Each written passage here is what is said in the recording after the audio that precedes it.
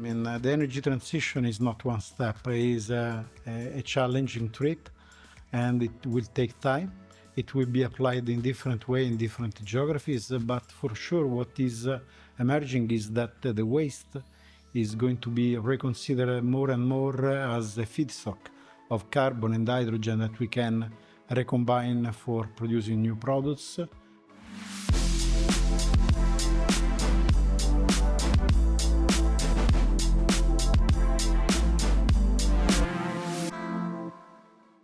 Ciao Andrea, welcome to Milano these freezing days. Thank you, Davide. Just a bit in delay, as usual, with the flight. Don't worry, we are very flexible. So today we are here supposed to brainstorm a little bit and discuss about how the waste management sector is moving and how technologies are enabling the extraction of additional value, actually. Yes, what is surprising in a certain way in this period is that while Europe and even more USA is rethinking the regulation in terms of energy transition and circularity, trying to be more flexible and for sure less restrictive.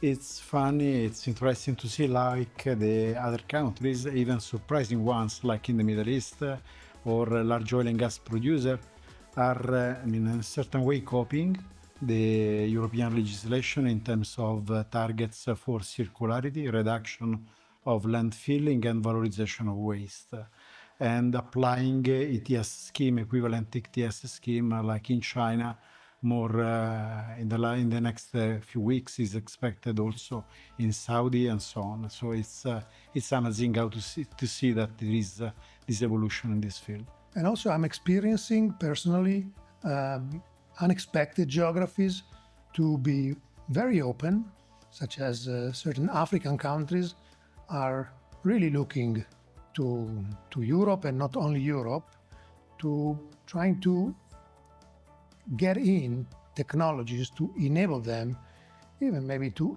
avoid passing through certain, I would say, old technologies that nowadays are still present in EU and in the United States. Yes, it's a challenging period in which there is this evolution. Europe is rethinking the restriction in circularity and energy transition, try to be more open and more flexible to implement different technology with more, let me say, relaxed targets. USA also is rethinking and even more about the energy transition, but is surprising and is amazing to see that other countries, even unexpected one like the country of the Middle East and a large state producing oil and gas, are imposing target in terms of circularity, energy transition, diversion of the waste from the landfilling and circularity. So it's an amazing period. There are a lot of challenges that we are facing in this market. Indeed, we are experiencing quite a strong interest in finding ways to valorize waste and even allowing them to leapfrog the usual steps that we have seen in Europe, such as regulated landfilling and waste to energy. Yeah, I agree. The energy transition is not one step. It is a challenging trip, and it will take time. It will be applied in different ways in different geographies, but for sure what is emerging is that the waste is going to be reconsidered more and more as a feedstock of carbon and hydrogen that we can recombine for producing new products. For sure we are no more looking only to extract glass, aluminium and steel, that is the traditional mechanical recycling. Exactly. By paper, yes, but we are doing something more. Something that is more focused on extracting value from, not easy feedstock. Indeed. A few years ago, we have launched as Nextchem, part of the MAIRE group, the concept of circular distance. Yeah. Based on your view, how do you see this concept evolving right now? It's is starting to be applied in different geographies. For sure, Italy is recognized as leading this kind of sector, since we have a few natural resources, and so we implemented a lot of technologies and plans in Italy to recover this material. We are leader in Europe, for example, in wood recycling. and we are very advanced in paper recycling, plastic recycling. And this help us, from a commercial perspective, with our proposition of the circular district globally that has to be applied differently according to the specific of the regions. And so our strong presence in the regions with our colleagues, both for STS, both for INC, is helping us to promote this kind of technology in the circular district itself. Exactly. From my experience, I feel that when we move together with our overall technology approach and technology portfolio, explaining to waste management companies what our offering is, we see from their side that is even increasing interest compared to 4, 5, and 7 years ago when we started discussing about that. Indeed, and we are recognized as a unique company in the market because we have a portfolio of complementary technologies addressing the maximum value to the different stream of the waste. And so especially in countries that are starting and that are facing the same restriction that we have in terms of diversion of the waste from landfilling, target of circularity, decarbonization. We cannot sustain anymore just to burn the waste to produce energy and to put in grid that are more and more saturated by renewable power. So there is this feeling that we have that our unique proposition to combine our portfolio of technologies is really beneficial for our clients. Andrea, compared to the needs of the waste management company and the waste sector in general, how do you see the current portfolio that we have compared to their current and future needs? Waste management company are completely rethinking. We are working with leader company at a global level on this. They are rethinking the way to manage the waste because actually the standard way is just to recover what is easy to be recovered with mechanical recycling and to leave the rest for thermovalorization, production of energy. While now, they are more oriented to convert the goods, the waste in new goods. So not fuels and not energy, but oriented to have chemical recycling, recombine the carbon, the hydrogen. And we believe that, starting from unsorted waste, we can recover, extract what is easy and convenient also from an energy perspective to be recycled with the traditional way. We can give more value, upcycling the rigid plastics, and what is remaining is a good feedstock for the thermochemical conversion.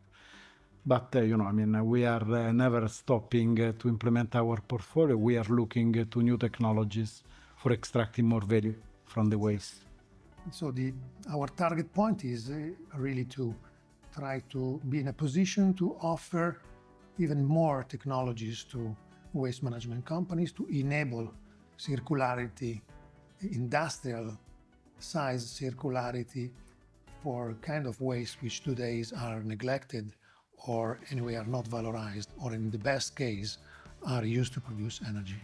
And we believe that sectors that are worth to be explored are, in addition to the residual waste that can be valorized through gasification and rigid plastics that can be valorized in a more mechanical, classic way, we are really looking to offer solutions to valorize waste from electric and electronic equipment, to extract metals and precious metals, and also to have additional technology position on the chemical recycling to target hard to recycle plastics or even textile in the midterm.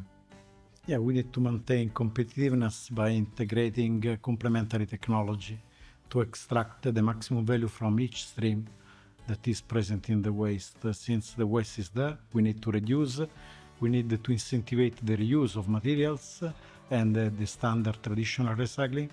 But the waste is there, is growing globally, notwithstanding the policies, and we need to address this feedstock that is already aggregated with logistic in place to extract the maximum value and to encourage the circularity. Do you think that the market is ready for this kind of applications? As of now, we have talked about waste management companies, so it is a little bit the upstream, if you want to make a parallel.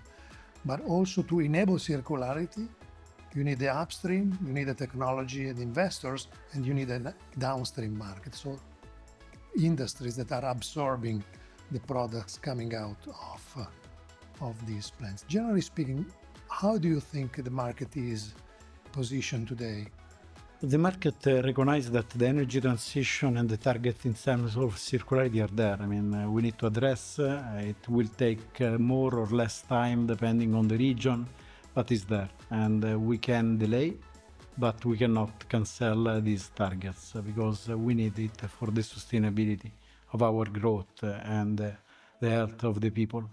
But most of the investors are concerned about the daily changes in regulation, in policies, not clear understanding of the premiality of this kind of product that is really needed, because for sure is less competitiveness than the linear traditional economy. So we need a stable environment from a regulatory perspective, stable and clear premiality on this kind of product in order to incentivize the investor to push on this transition. Andrea, regulatory support and incentive schemes are important to give stability to investors, but not all the technologies are necessarily requiring this kind of support, right? Yeah, for sure. I mean, there are technologies that also in terms of scale are more mature and don't need incentives. I mean, just for example, to mention one of our technology, the upcycling of rigid plastic, we can compete with the virgin material. While, I mean, for sure, in the valorization of not recyclable material, I mean, the gasification process to reconvert carbon and hydrogen in fuels and chemical, the scale of the actual project needs still incentives and premiality. Yes, and also another example of self-sustaining business is the polymerization, so the chemical recycling of certain specialties such as PMMA, which we are launching very soon. Indeed, the mechanical upcycling you mentioned today is already in a position to be self-sustaining. It exists by decades. What we are doing in the market today is something more than that. We don't want our clients to survive in this environment, but we want them to thrive and to generate more marginality. And we are doing that through our know-how. We are doing that through know-how in material science, in artificial intelligence that we are applying to our technology in the mechanical upcycling space to support even more our clients in avoiding competition with commodities, with polypropylene and polyethylene virgin price, allowing them to produce customized, custom-specific products to be valorized at or above market level through competencies in the compounding and the formulation space. Thank you, Andrea. Thanks for coming. Thank you, Davide.